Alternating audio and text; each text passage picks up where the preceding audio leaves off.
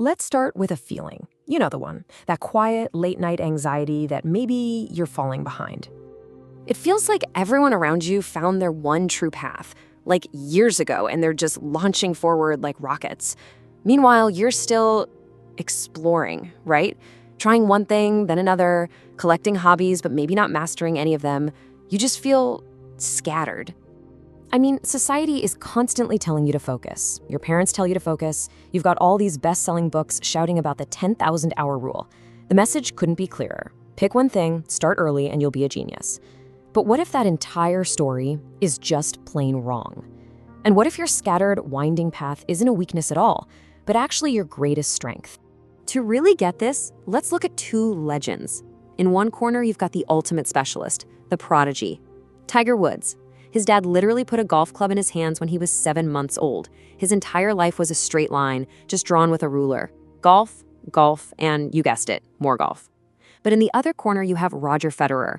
This guy played squash, skiing, wrestling, basketball, pretty much you name it. His own mother, who was a tennis coach, refused to train him when he was a kid.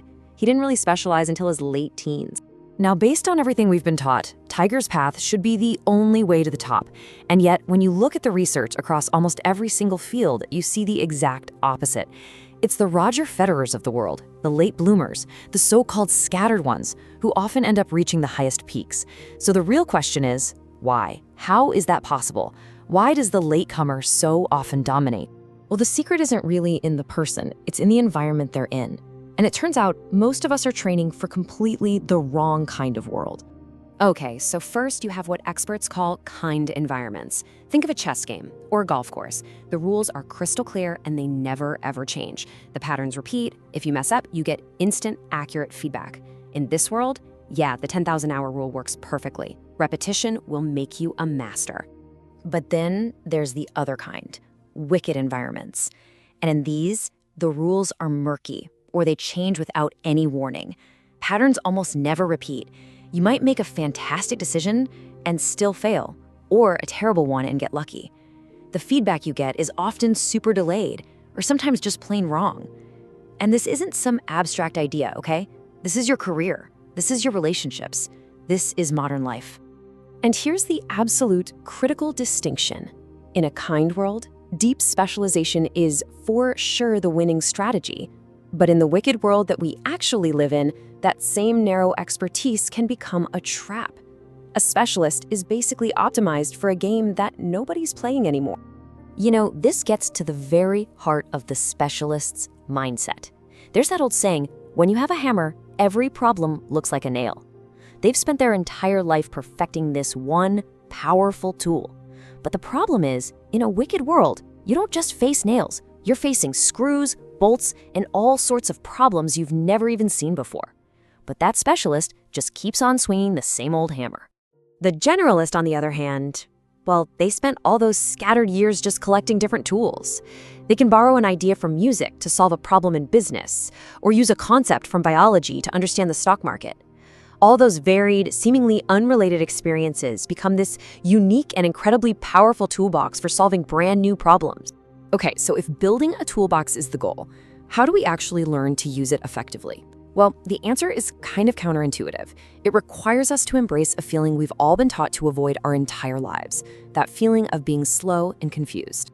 Just think about the last time you studied for a test. You probably reread the chapter, highlighted the important stuff, and it all felt so smooth, so clear. Your brain was telling you, yep, got it, we're ready. But then on the exam, your mind just went blank. That right there is the illusion of fluency. Your brain mistook how easy it felt to review the information for the actual act of learning. So get this, they put this to the test in a fascinating study.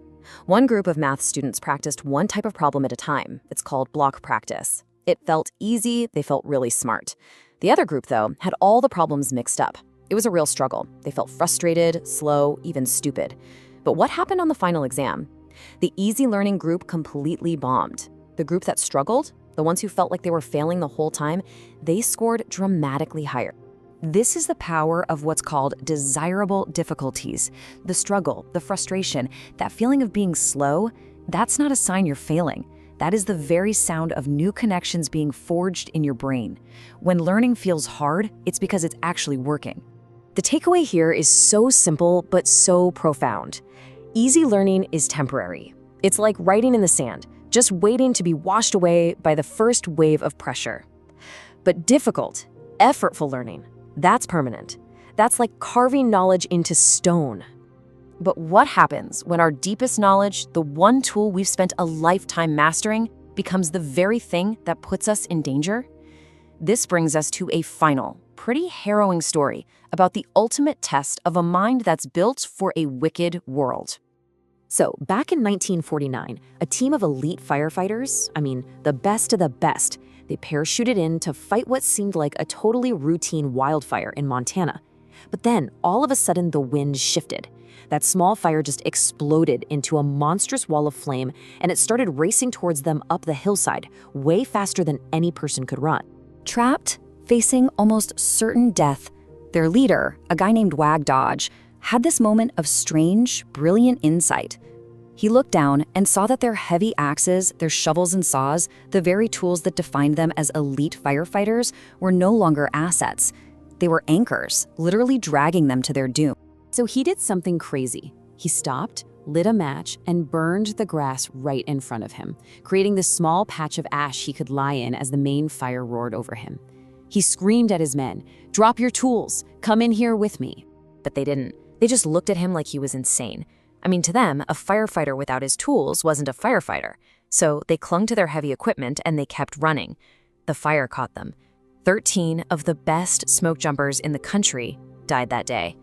So why did they die? It's because in that ultimate moment of crisis, they couldn't bring themselves to drop their tools. Their expertise, their very identity, had become a fatal trap. They just couldn't imagine a solution that didn't involve the one thing they knew best. And this brings us all the way back to you. All those years you might have thought were wasted, all those hobbies you picked up and dropped, every single detour in your career path, that was not wasted time. You weren't falling behind. You were building your toolbox. You were preparing for a wicked world that specialists just can't navigate. Your range is your superpower. Look, the world doesn't need more people just staring at a single dot. It needs people who can connect them. It needs people like you. So my final question is this.